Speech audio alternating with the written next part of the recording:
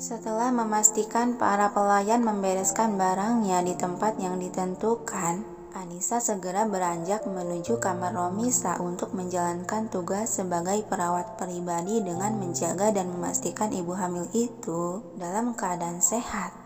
Namun ada yang berbeda dari perjanjian. Romisa berkata jika mulai hari ini dan seterusnya, si Cesa akan ikut serta menemani mereka berdua sampai Tuan Arga pulang bekerja.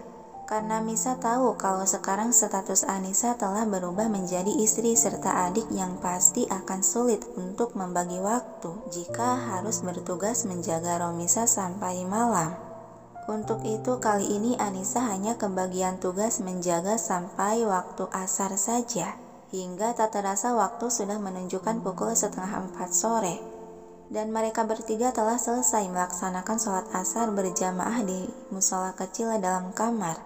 Dari chat si Egi sih katanya dia akan pulang jam 4. Berarti sekarang aku harus sudah siap-siap untuk menyambut dia kan? Batin Anissa setelah melirik jam yang melekat di dinding ujung sana. Mbak, Misa mengalihkan tatapan dari layar televisi menatap tanya. Kenapa An-An? Anis mau izin ke kamar dulu boleh? Sekalian mau lihat si Egi udah pulang atau belum? Ucap Anissa seraya menyimpan piring kecil yang ada dalam pegangan tangan ke atas meja. Sejenak Misa melirik jam dinding, hingga akhirnya dia mengangguk kembali menatap gadis remaja di hadapannya. Boleh juga An-An, di sini Mbak ada Cesa yang menemani jadi tidak perlu khawatir. Ya sudah, Anis ke kamar ya Mbakku sayang, ucapnya sambil mencubit pipi gembil Misa.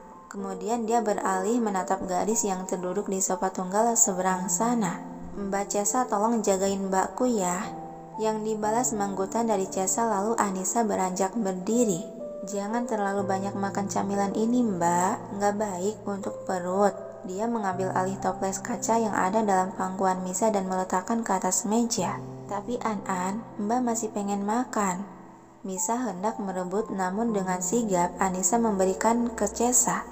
Awasi mbakku untuk tidak memakan ini lagi. Mah dia bisa kambuh kalau kebanyakan makan camilan pedas ini. Siap nona muda? Jawab sigap Cesa membuat ibu hamil itu memberenggut sebal. Ya sudah, aku permisi. Assalamualaikum. Pamit Anissa berlalu pergi. Waalaikumsalam. Serempak Misa dan Cesa menatap kepergian Anissa sampai hilang dari balik pintu. Sepergian Anissa. Secara cepat dan gesit Misa merampas toples dalam pegangan Cesa. Nona, Misa malah tersenyum memeluk toples tersebut. Aku masih pengen makan, ucapnya sambil menyuapkan makanan yang diambil dari toples ke mulut. Dengan terpaksa Cesa mengeluarkan jurus andalan dia yaitu menghubungi sang tuan agar bisa menghentikan kenakalan wanita di hadapannya itu. Iya tuan, suara Cesa yang memanggil seseorang di seberang sana sontak menghentikan pergerakan tangan Misa yang hendak menyuapkan camilan ke mulut terbuka. Dia melirik sebal ke arah gadis yang sudah menyodorkan ponsel ke arahnya.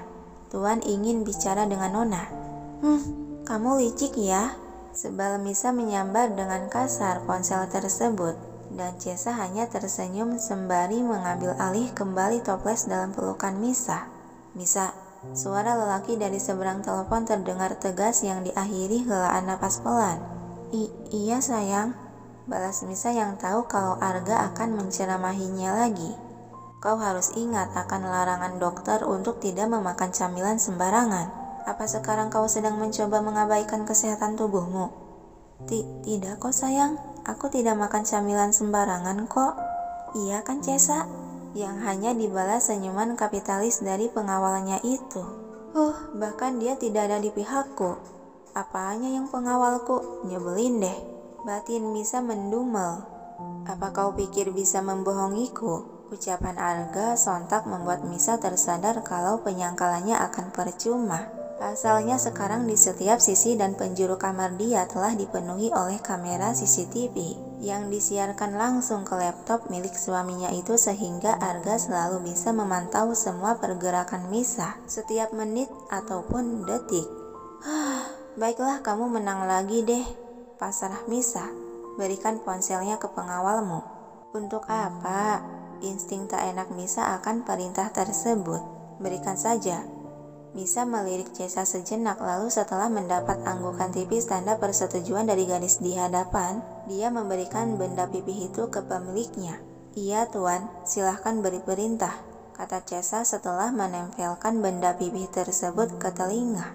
Seperkian menit gadis itu mendengarkan perintah dari seberang telepon yang membuat Misa menyipitkan mata penasaran. Baik tuan, akan saya katakan saran Anda pada kepala dapur. Lalu panggilan pun berakhir. Cesa kembali memasukkan benda pipih tersebut ke dalam saku jas, kemudian menatap Misa yang sedang menatapnya juga. Apa yang dia perintahkan? Penasaran Misa. Hanya saran untuk orang dapur, Nona. Kalau begitu, apa saya boleh keluar sebentar?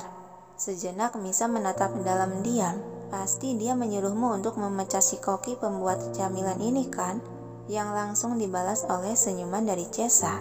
Tepat sekali tebakan Anda, Nona. Seketika kedua mata Misa melebar. Apa dia sungguh gila? Bagaimana bisa memecat orang segampang itu hanya karena membuatkan camilan yang dilarang olehnya? Nona, Cesa menghembuskan napas pelan menatap serius. Jika Nona tidak mau ada pekerja lagi yang kehilangan pekerjaan secara tidak hormat begini, sebaiknya Anda menerima semua perintah Tuan dan tidak mencoba menentangnya lagi. Penuturan tersebut sontak membuat Misa tertegun dan membisu seketika. Merasa bersalah, dia mengalihkan pandangan seraya mendesah panjang. Cesa benar, karena memang sudah berapa orang yang kehilangan pekerjaan akibat keegoisanku. Aku sungguh berdosa. Sedangkan di sisi lain bagian kediaman Saputra. Setelah Anissa keluar dari kamar Misa, dia sempat mampir ke dapur sejenak untuk mengambil air minum dan saat ini gadis itu tengah berjalan di lorong panjang yang menuju kamarnya. Begitu memasuki kamar, Anissa mengedarkan pandangan ke segala penjuru kamar yang terlihat kosong, lalu memeriksa ruang belajar dan balkon kali aja si Egi sudah pulang. Namun dia tidak menemukan sesosok yang dicari. Sepertinya si bocah benar belum pulang. Lebih baik aku mandi dulu gumam Anissa pelan seraya memasuki pintu kamar mandi untuk membersihkan badan. Setelah membersihkan diri dan berganti pakaian dengan baju santai, Anissa juga menyiapkan baju santai yang akan dikenakan si Egi. Tidak lupa juga dia menyiapkan air hangat untuk mandinya yang insting dia mengatakan kalau orang yang ditunggu sebentar lagi akan pulang. Setelahnya barulah Anissa keluar dari kamar mandi. Dan benar saja tentang insting wanita lebih tajam setajam silet. Dia keluar kamar mandi berbarengan dengan Egi yang memasuki kamar. Udah pulang, sambut Anissa pada lelaki yang baru saja menutup pintu kamar. Balas Egi dengan gumaman pelan. Segera Anissa menghampiri lelaki berseragam SMA tersebut dan secara tiba-tiba menarik sebelah tangan Egi untuk salam dengan menyium punggung tangannya. Yang hal itu seketika membuat Egi terpaku di tempat, seiring detak jantungnya berdegup cepat lagi. Suara debaran jantung Egi sampai menciptakan warna tipis di pipi, sembari memperhatikan perlakuan gadis yang sudah sah menjadi istrinya itu. Sengaja Egi menarik tangan yang masih dipegang Anissa, sebelum perasaan aneh dalam dada semakin menjadi. Anissa hanya menghela napas pelan seraya membungkuk untuk mengambilkan sandal rumah dari lemari kecil, tempat sandal dekat pintu, lalu meletakkan di bawah dekat kaki Egi. Nih, pakailah, kata Anissa dan menegakkan kembali punggungnya. Alis Egi berkerut bingung dan hanya berdiam diri menatap sandal itu juga melirik Anissa secara bergantian tanpa bergeming seinci pun. Kembali detak jantungnya mulai berdetak cukup cepat lagi. Hei, kenapa malah bengong sih? Pakailah sandalmu, masa mau pakai sepatu di dalam kamar? Dan juga gak baik tahu kalau berlama-lama di depan pintu. Sudut bibir Egi berkedut tersenyum miring. Terserahku, ini kamarku bukan kamarmu. Kemudian dia melepas sepatu yang bergantikan memakai sandal rumah, lalu berjalan begitu saja melewati Anissa.